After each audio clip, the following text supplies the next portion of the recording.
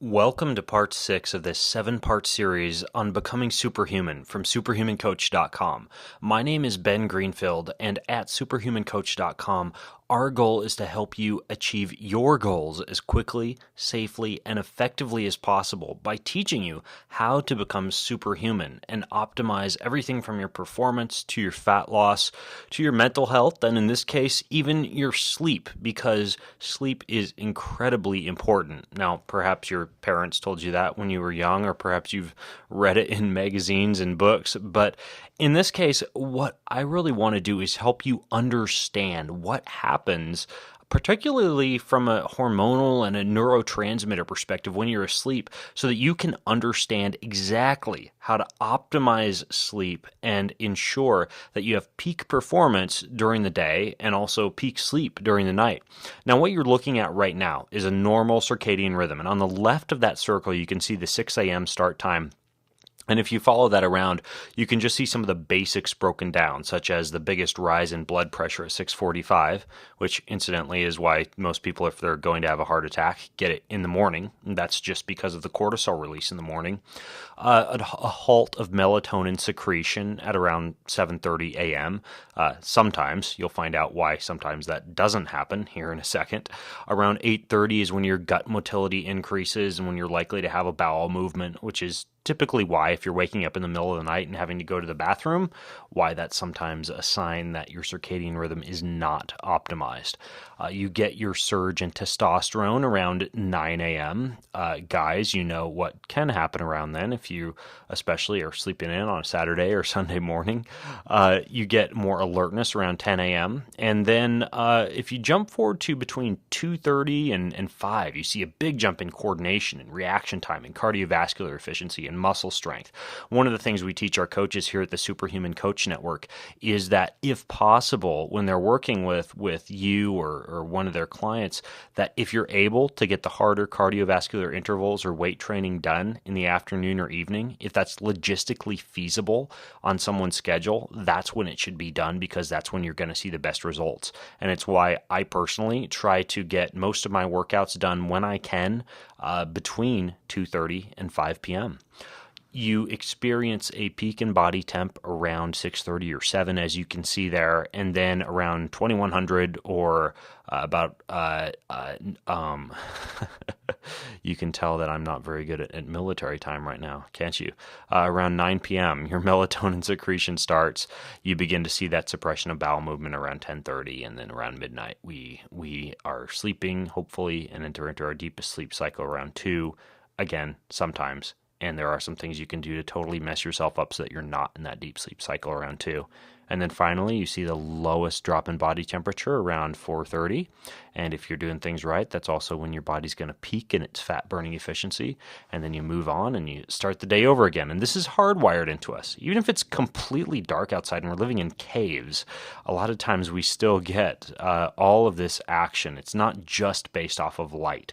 Some of this stuff is hardwired into us from a genetic standpoint. So, breaking this down, just a few little things I want to go over here with you.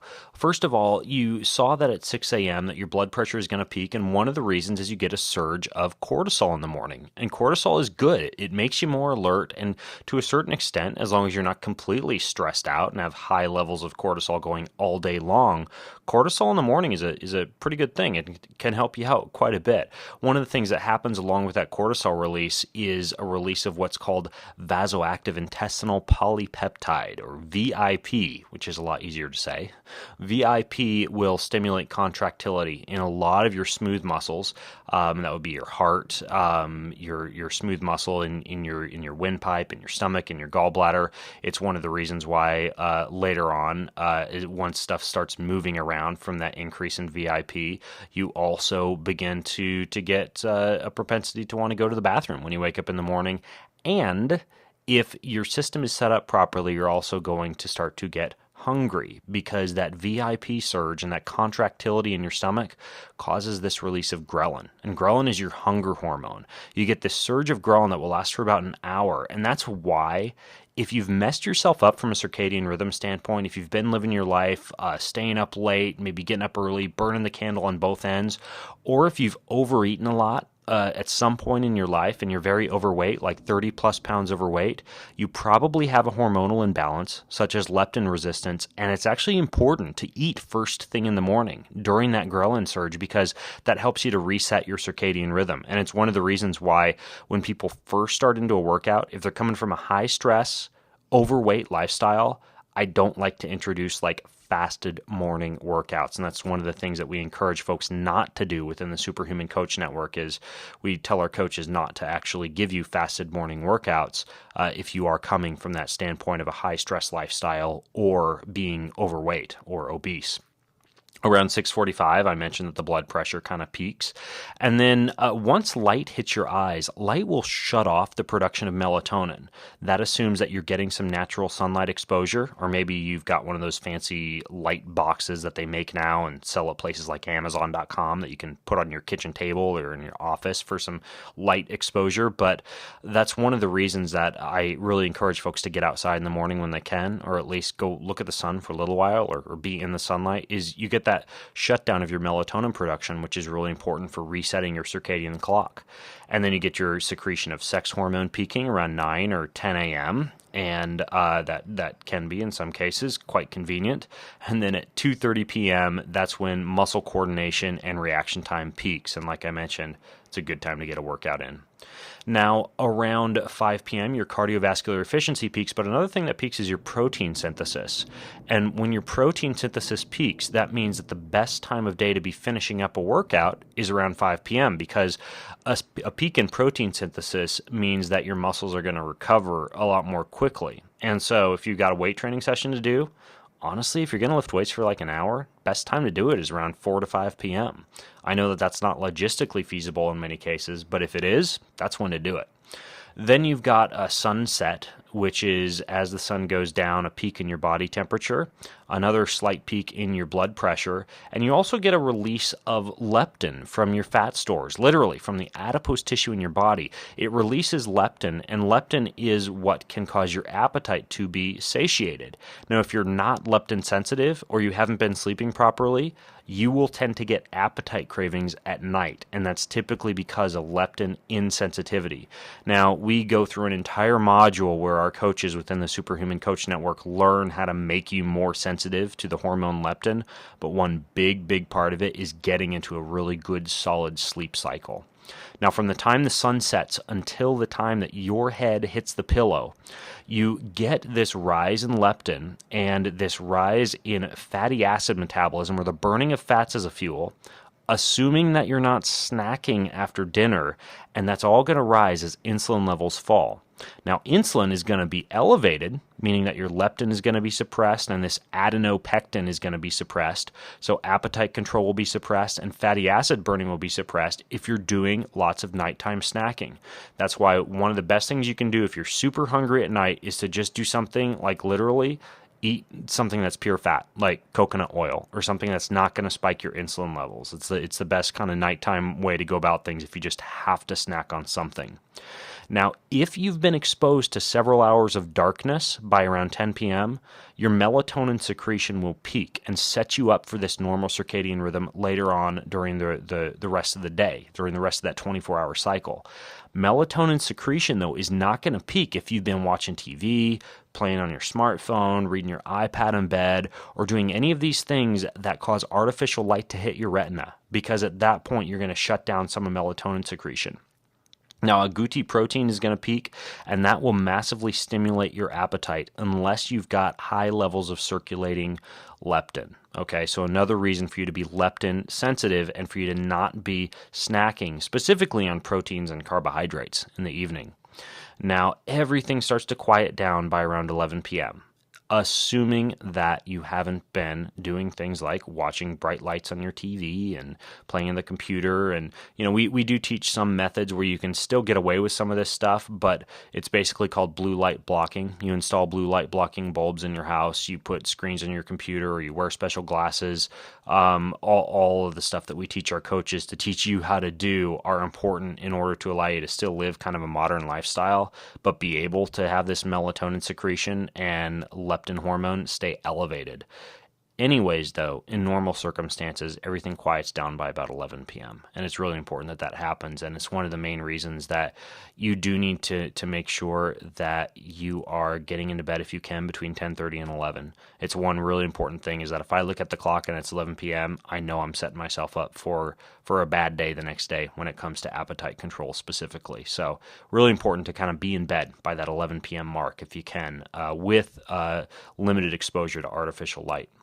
Now, at midnight, as you're sleeping, you get this peak of melatonin secretion. And what happens then is this leptin hormone will enter into the hypothalamus, which is part of your brain. And that is a signal to your brain to send the signal to your body to release fat reserves. If you haven't been snacking at night, and if you've got this surge in leptin, then your body begins to burn fat while you sleep. You literally turn into a fat-burning machine while you sleep, which is why it's important to have this circadian rhythm working properly within your body.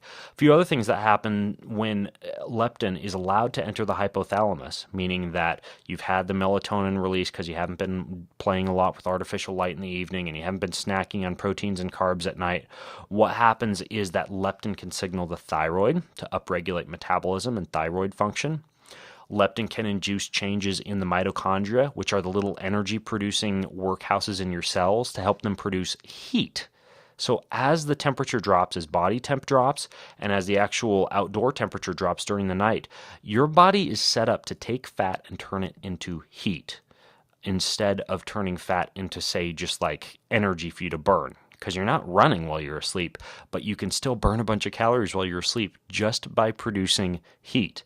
This is one of the reasons that people who don't sleep much have a higher propensity to be overweight or obese because they're not turning themselves into fat-burning machines by setting themselves up for a normal circadian rhythm. Now, melatonin, again, if it's where it's supposed to be, will also enter an area of your brain called your suprachiasmatic nucleus, or your SCN, and downregulate the neuron firing rate. Why is that important? Because that is how your brain and your central nervous system heal themselves, how you de-stress, how you wake up the next day with more mental power and the ability to process anything that comes at you more quickly. It happens because the neuron firing rate in your central nervous system has been downregulated and you've given your body, specifically your brain and your nerves, a chance to heal while you're asleep. A couple other things that happen is prolactin, which is another hormone that is released as well under normal circumstances where you're taking care of your body at night and not snacking and limiting artificial light exposure. And that increases what's called cell autophagy and growth hormone release.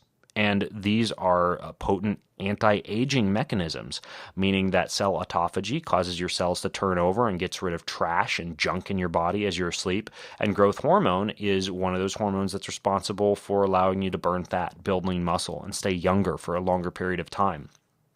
Low levels of growth hormone is also going to lead to low DHEA levels, and DHEA is a potent hormonal precursor, and it's also going to lead to higher cytokine production, and cytokine is a potent inflammatory agent. So when we're looking at shutting down proper sleep, we're looking at not living as long and having higher levels of inflammation. So you can see how all of this stuff affects you significantly in other areas of your life.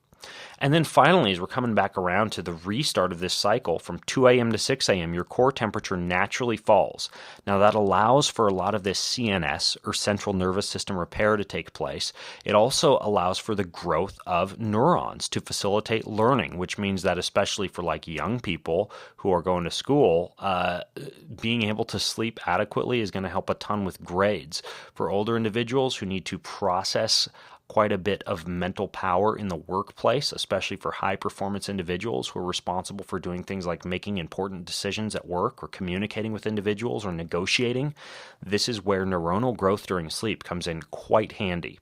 A few other things that happen during that 2 a.m. to 6 a.m. cycle is your T cells. They tend to peak around that time, and that's your immune system cell that's responsible for fighting off infection and improving your immunity. And that's why if you don't sleep enough, you get sick more often.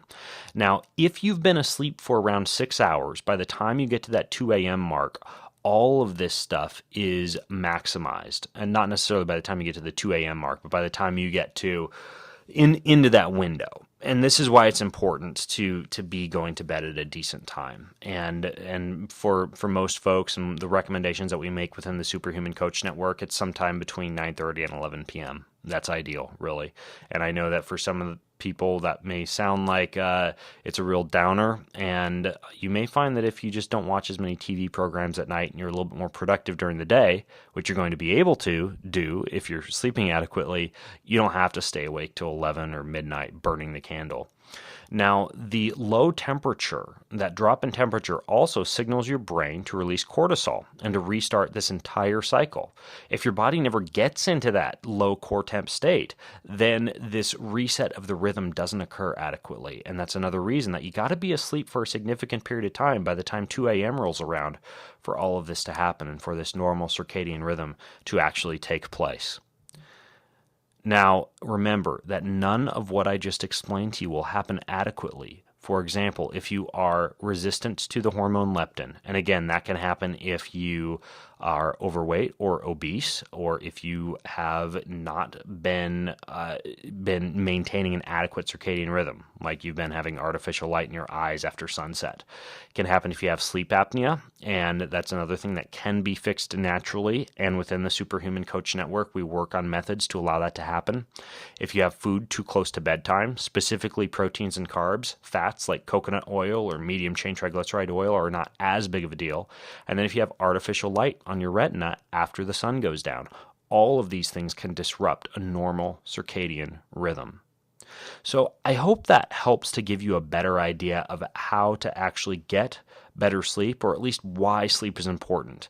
Now, if you really want to turn yourself into a sleep ninja and learn as much as possible about how to get as good a night of sleep as possible and learn all of the foods, the supplements, the tools, and the gear necessary for helping you to sleep as well as possible and maximize your deep sleep and the brain waves that are associated with that deep sleep cycle and the body repair and the hormonal release and everything else that happens when you have a normal circadian rhythm, then you should consider hooking up with one of our coaches within the Superhuman Coach Network. They're all endorsed and certified to help you out with some of these things that fly under the radar when it comes to achieving maximum performance. Sure, you can work out, you can diet, but does your coach or does your trainer actually have the knowledge that allows them to be able to teach you how to sleep better, how to get better mental performance, how to recover the right way? At the Superhuman Coach Network, we teach all of these concepts to our coaches, then send them out to help you. So you can check all of that out and hook up with a coach at superhumancoach.com. Look for that button where you can click to request a coach. And if that's a little bit too much, you can just simply hit reply to the email where you got a link to this video, and we'll help you out that way. So this is Ben Greenfield from superhumancoach.com, looking forward to equipping my team to help you achieve your goals via superhumancoach.com. So have a great day, and I hope that video was helpful to you, and have a great night's sleep as well tonight. All right, later.